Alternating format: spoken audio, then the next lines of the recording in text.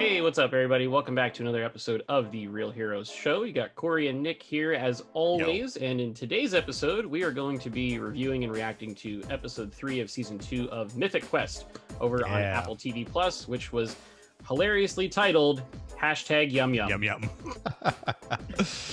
There will be spoilers, so if you haven't watched the show, please go check it out first on Apple TV and then come back here and see us. Nick, I feel like it's been so long since I talked to you, about 3 minutes. So how are you, buddy? Everything good? Yeah, wonderful. It's the miracle of television, friends. Yeah. It's a new episode, but we recorded it on the same day as the last episode. Did you know how long it took us to record in between episodes? Enough time to sip on some Zoa, get some energy. Thanks, Dwayne. Yeah. The more you know. The more you know. I thought another wonderfully hilarious episode. Yeah. We got some really funny stuff here. A lot of divorce themes.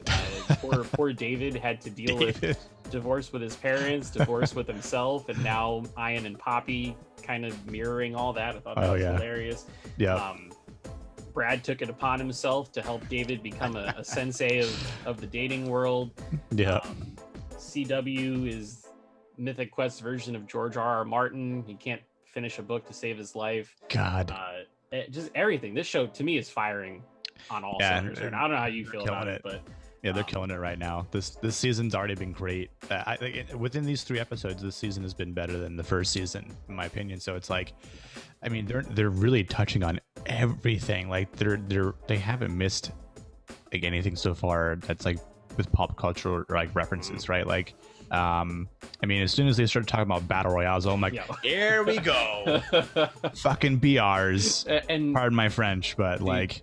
When Brad has the mug made that just says Battle Royale. Yeah, he's like, Papa's like, did he have that made? Like, I'm like, of course he did. Like, oh my God. Because it's kind of funny though. I mean, BRs are super relevant. You know, I myself playing Call of Duty Warzone. I don't play any other ones. I can't stand Fortnite. I'm not a big fan of Apex Legends. So it's like, you know, but they're very, very, very popular. You know, everyone and their mother and father, you know, plays, their kids play. It's like there's no limit. So for the sense of the show, it's a good idea because it's like it's bound to gain popularity and to make money. Right. It's bound to come up from the money guy. Right. His whole job is to make this brand continue to be profitable. Yep. So of course he's going to push that, right? Yep. And it's you know, kind of jumping the gun here, but it's funny that Poppy made it. She did. Like, she caved, but that's like a really interesting thematic thing is like, as an artist, how long do you stick to your guns before, you know, corporations and pressure and society melt you down until the point where you just give in and do the popular thing, right? And then it leads to an argument that closes out the episode between Ian and Poppy that we thought they were like, you know, coming back in and getting back on the same page, and then all of a sudden there's the battle royal and there's David and Brad. David's like, that's my childhood. And my ex. And I love Brad's silence to a degree.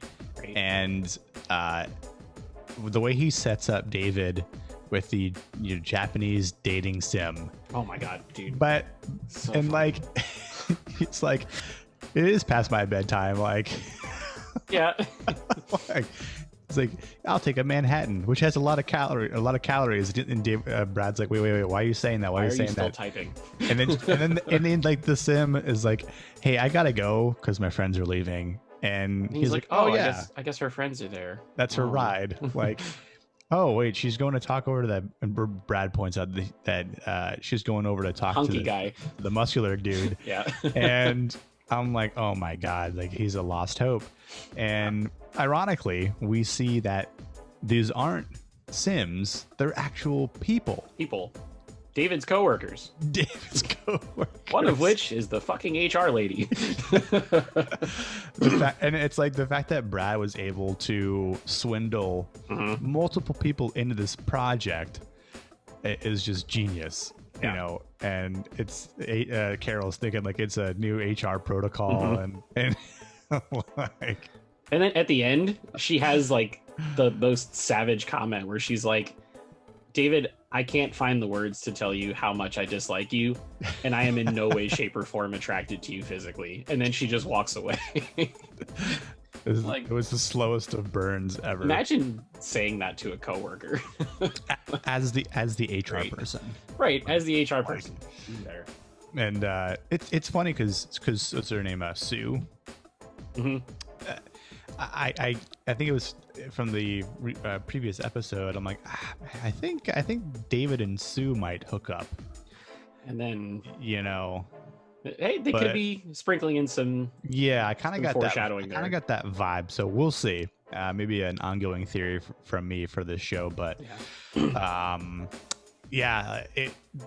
humor between Joe having to take care of CW's issue, so funny. She's like, we need a 6-month extension on this book, and then the guy goes, the book was due in 1982. And like, where have we literally heard that before? Jen and I turned to each other and we were like, it's The Winds of Winter. It's George R.R. Martin. Yeah. Like, he's never gonna finish that book. It's so funny. And then Joe uses the power of cancel culture to get the extension, because she's like, hey, if you want him to finish it really fast and have this old white man speak in front of people, then sure, go for it. It's like my greatest strength is my greatest weakness. CW, it's you. It's you. She brings him in the first time on mute and does all the talking for him. Yeah. Dude, hilarious. To the point where Ian, his not performance, but his scenes in this episode were hilarious to me, because he's like telling the art department, you're giving me exactly what I want on time and under budget. He's like, no, that's not good. Yeah. And I'm like, oh shit, what's gonna happen? He's very superstitious. yeah. And to the part where he's telling Phil, like I need you to disagree with me. I need you to argue. I need you to fight back. Yeah. He's like, take a knee, and he takes a knee. He's like, stand up. He's like, holy shit, Jesus Christ. Yeah, those scenes, I was like almost coughing because I was laughing so much. And then he walks into the tester room and he's like, you, Shrill Tester, come with me. And she's like, I'm not. He's like, yeah. Yep, you're the one. That. Exactly. Yep, come with me. Come on. That had me rolling. And to the point where he starts like, she's like, okay, well, you're short. He's like, I'm not short. I will kick you through the window. Like, I lost it. Yeah. Mac is he's not in this episode that much, but the scenes that he's in are absolutely hysterical. Like, they're using his character perfectly, and it also gives the opportunity for all these other very funny people that are part of the cast to have their moments to do funny stuff too. Like Glasses over on Poppy's team. The parallels between Ian and Poppy, like they're doing the same things, right? Mm-hmm. They're getting angry at their coworkers, and Glasses. Oh my god, it's like, I was like, Poppy, you're wearing glasses. Yeah, I know. Like, what are you doing? Yeah, but she's slowly becoming, the egomaniac, the same way that Ian is. Because they've both been put in that same position, and it's power struggle, but it's not power struggle, because like you can tell that deep down they like each other and respect each other, which is it's way too much fun.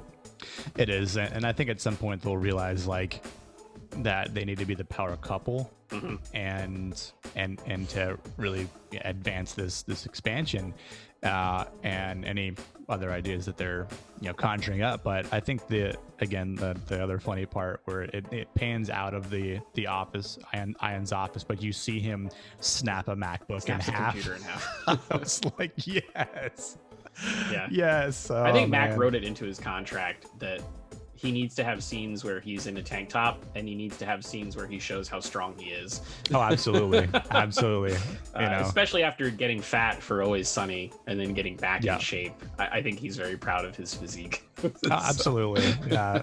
That's, and it's funny to see that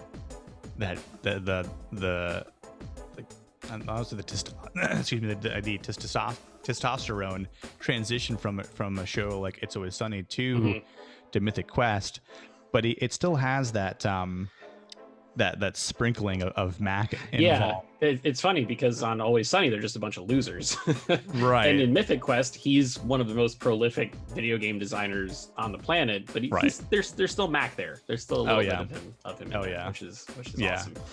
And one other thing I'll point out, like you said, where we don't get to see a lot of Ion in this episode, and I think I mentioned that in the last episode we covered, where they're allowing other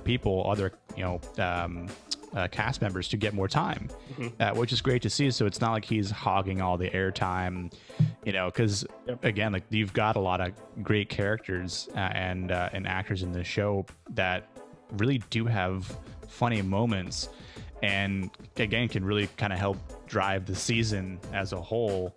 So it's like, how do you make room for all that, to not just, well, you left this character in the corner or in the dark a little bit, but like, how do you give them enough spotlight to really like let them kind of come into their own character, right? Like, which in season 1 they did that a little bit. Some of these characters, it was like, who are they? I don't really know much about them. Why are they here? Season 2 is just fleshing them all out, and giving them all moments, which is, and they even added new people, like Phil from the art department was not part of season 1, and he's great. Absolutely terrific. But cool, man. Well, what would you give this one? I'm just inclined to just say 10 out of 10 for everything for this show at this point. But what would you actually give it out of a 10? I think I would probably give it I want to say like an 8, but I think thus far, for the 3 episodes we've watched, I'd still put episode 1 at the top. I put 3 next, and then 2. Yeah, I think that's fair. So, like, to me, episode 1 was like an 8.5. I'd say this is probably like a 7.88 to be fair. Okay. But because I think we're going to see some like other hilarious things in the season. So, but again, it's just, I'm laughing. I love the writing and then the characters. So like, it is hard not to give it a high rating to me, because it's like, if it's laughing and that's the whole point of a comedy show, then it should hit all marks. But there's a little bit more to the show than that. So I think an 8 is good for me. Yeah, and besides, our ratings are like, whose line is it anyway? Everything's made up and the points don't matter. But I would say probably in that same range. The show is just a bright spot for me, where like last night I made the unfortunate decision of watching the movie Saw on 4K Blu-ray, because it just came in with a 4K remaster. Oh, nice. Which is a very dark, gruesome, sick and twisted movie. Yeah. And then after it was like, man, I really need to pick me up. Put on Mythic Quest, immediately took me right out of all of the grossness from Saw, and like, I completely forgot that I had even watched it because I had laughed so much. So the show is a gem. I'm excited for it. I don't even know. Do you know how many episodes it is? Is it 10? I think AppleTV usually does like 10. Yeah, I want to say it's 10. So I'm okay if they want to go to 12. Yeah, I'd be fine if it was a little more personal. Yeah, same. I'd be okay with that too. But I'm excited for the season. Yeah, me too. If the laughs keep coming, then I'm okay with that. And again, I think this season to me also provides so far rewatchability. Oh yeah. So it's funny, and you can watch it again and still laugh at it, which is it's got fantastic. Like the It's Always Sunny effect. You could just put on a random episode from It's Always Sunny and just laugh your ass off, right? Wild card. Wild card, bitches. Charlie McDennis is still one of my favorite episodes ever. Wow. Well, before we go into quoting every episode of Always Sunny, let's go ahead and wrap this thing up. Guys, if you're watching this show, if you're enjoying it as much as we are, we'd love to hear from you. Drop us a comment below and let us know what you thought. Please like the video, whether you like the video or not, because God knows we need the help. If you're new to the channel, go ahead and subscribe to it. Click that little bell so you get notifications, so that way any new videos that come out, you don't miss any. And until next time, we'll see you guys in the next video.